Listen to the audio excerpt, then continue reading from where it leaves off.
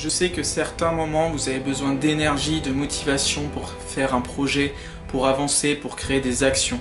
Et je sais que des fois c'est compliqué parce que vous n'avez pas forcément la motivation ou l'énergie pour pouvoir atteindre ces objectifs et atteindre ce que vous voulez faire ou créer des actions. J'ai 7 choses qui peuvent vous permettre d'avoir de la motivation et de l'énergie et avancer dans ce que vous pouvez faire. La première chose, le premier pas, c'est peut-être que vous n'êtes pas au bon endroit et c'est ce qui va vraiment faire la différence, c'est que vous n'êtes pas du tout au bon endroit. Prétexte que c'est, par exemple, des personnes vont vous dire que c'est bien de faire ça, que c'est intéressant, que c'est bien pour l'humanité ou quoi que ce soit, mais peut-être que pour vous ça n'a pas de valeur et c'est peut-être que vous n'êtes pas au bon endroit et du coup vous êtes, par exemple, vous n'êtes pas dans le bon sport, vous n'êtes pas dans le bon travail et vous n'allez pas forcément avoir la bonne motivation pour pouvoir avancer. Le deuxième, ça va être en quoi c'est essentiel pour vous vraiment et d'être dans cette action-là et qu'est-ce qui va vous motiver vraiment à avancer. C'est est-ce qu'il y a du sens, est-ce qu'il y a du sens derrière ce que vous faites et est-ce que c'est vraiment quelque chose qui a de la valeur pour vous. Par exemple, si je vous demande de faire des pompes là, à l'heure actuelle, il y en a peut-être qui vont me dire mais pourquoi en fait ça n'a pas forcément de sens, alors que si vous faites des pompes sur quelque chose, par exemple pour pouvoir avoir un meilleur corps, pour être plus musclé, pour votre sport, pour être meilleur sur le terrain ou quoi que ce soit, là du coup ça va avoir du sens et vous n'allez pas forcément vous poser de questions pour pouvoir faire cette série de pompes et vous allez avoir cette motivation. C'est vraiment ça qui va faire la différence. Le troisième point sur lequel je voulais parler, c'est vraiment l'énergie. L'énergie en fait dans le corps, c'est vraiment ça qui va véhiculer, qui va vraiment vous donner de la motivation. En anglais on dit motion create emotion et c'est vraiment des fois vous allez être sur votre canapé, vous allez pas être forcément motivé à faire quelque chose et pour retrouver cette énergie, vous allez peut-être besoin de sautiller, de courir, de yes, je suis capable de le faire et ça va vous donner de l'énergie pour pouvoir être motivé et puis avancer dans vos projets. Le quatrième point, c'est les actions en fonction du niveau d'énergie que vous allez faire, en fonction de quand vous arrivez à vous connaître. En fait, les actions que vous allez faire, vous allez peut-être, si vous êtes un peu moins en activité ou si vous avez un peu moins d'énergie, vous allez peut-être vouloir faire des actions un peu moins énergétiques et c'est ça qui va faire cette différence là, ou au contraire quand on a beaucoup d'énergie, on va peut-être faire des exercices ou des actions qui vont demander beaucoup d'énergie et qui vont permettre vraiment d'avancer et du coup de progresser.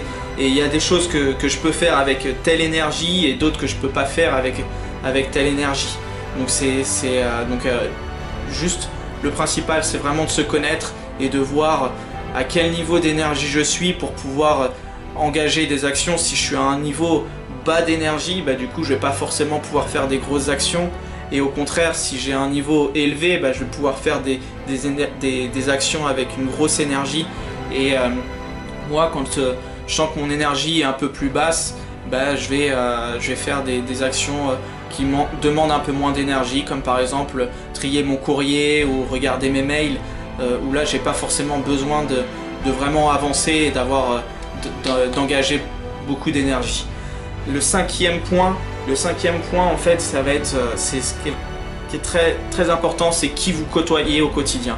Les personnes que vous allez avoir dans votre vie quotidienne, si vous côtoyez des gens qui sont tout le temps affaiblis, qui sont tout le temps dans le mal-être, tout le temps dans la négation, dans la négativité, ça va pas forcément vous motiver, vous élever vers le haut. Tandis que si vous êtes avec des personnes qui vont vous motiver, qui vont tout le temps être dans la rigolade, ou par exemple, je sais que moi quand je suis avec par exemple mon frère, je sais que je vais passer des bons moments, donc ça va me mettre dans un bon état d'esprit et je sais que je vais être motivé et je vais passer du bon moment. Tandis que par exemple, si je pars en vacances avec des gens où je sais qui sont pas forcément cool ou qui sont pas forcément très intéressants et qui sont un peu plus dans la négativité, je sais que les vacances elles vont être un peu plus longues. Donc c'est choisir vraiment l'environnement dans lequel vous êtes, les personnes avec qui vous êtes et les personnes que vous côtoyez en fait au quotidien. C'est ça qui va faire la différence. Le sixième que je voulais parler en fait, c'est réaliser tout ce que je fais.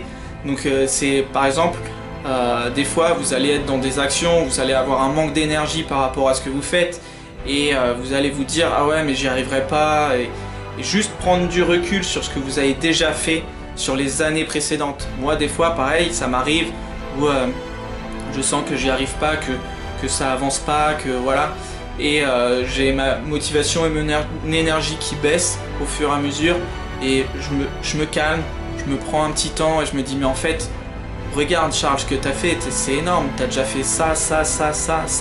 Donc je vous invite vraiment à noter sur papier les 10 choses, quand vous êtes dans cet état-là, les 10 choses que vous avez réussi, dont vous êtes fiers. Et ça va vous permettre vraiment de redonner de l'énergie en vous et de la motivation et éviter d'avoir l'estime et la confiance qui vont baisser petit à petit. Le septième et dernier élément, en fait, c'est savoir déléguer, c'est savoir vraiment ne pas toujours être dans la volonté de tout faire. Au bout d'un moment, on s'épuise et l'énergie baisse, la motivation aussi. Donc, et il y a toujours des personnes qui vont être un peu plus compétentes sur certains domaines, des choses comme ça. Par exemple,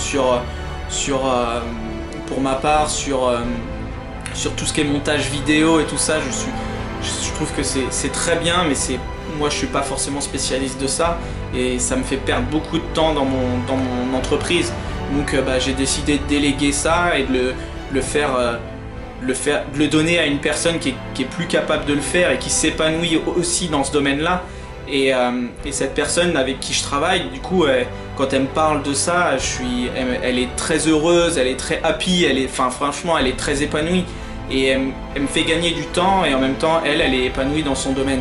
Donc la septième, c'est déléguer et éviter de perdre du temps à faire des choses qui sont pas forcément cool pour vous en fait. Et prenez du temps pour ce que dans le domaine où vous êtes vraiment très fort, très bon. Moi du coup ça me permet de me dégager du temps et d'avoir du temps pour les gens que je coach, pour les gens que j'accompagne. C'est vraiment ça qui est intéressant. Donc en fait les 7 clés pour avoir une motivation et une énergie vraiment top. La première, c'est que vous êtes peut-être pas au bon endroit et c'est peut-être pas forcément ce qui véhicule en vous la motivation. La deuxième, c'est le sens que ça a pour vous de faire ces actions-là ou de faire ce que vous êtes en train de faire. Le troisième, c'est l'énergie dans le corps, savoir vraiment pouvoir se rebooster, avoir envie d'avancer et vraiment c'est faire peut-être des mouvements, c'est vraiment des routines importantes et qui vous permettent vraiment de vous mettre dans une bonne dynamique. Le quatrième, ça va être les actions en fonction du niveau d'énergie, donc savoir se jauger, vraiment savoir dans quel état d'esprit et dans quelle énergie je suis. Si je suis à une basse énergie, je vais peut-être pas forcément faire des actions avec une haute demande d'énergie et d'action. Donc je vais peut-être faire des actions un peu plus cool. Et au contraire, si j'ai une énergie haute, je vais pouvoir faire des actions un peu plus grandes. La cinquième, c'est l'environnement qui vous côtoyez au quotidien et ne pas se polluer avec des personnes qui vous grignotent petit à petit l'énergie.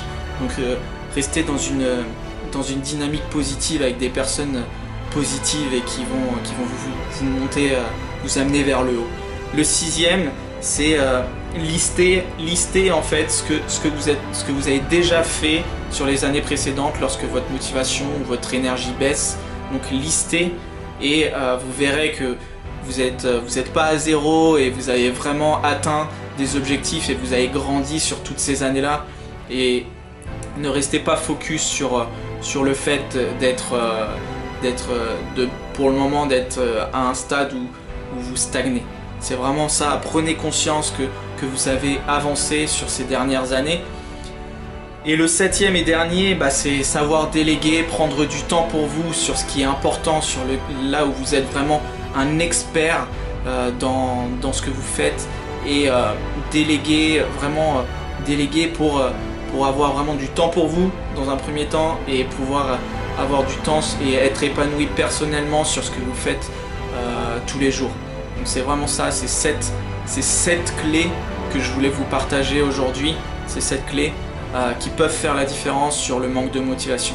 Donc n'hésitez pas à commenter, à liker, à partager, ce serait très très cool de votre part. Et puis j'espère à bientôt, enfin c'est pas j'espère, c'est à bientôt pour une nouvelle vidéo. Ciao!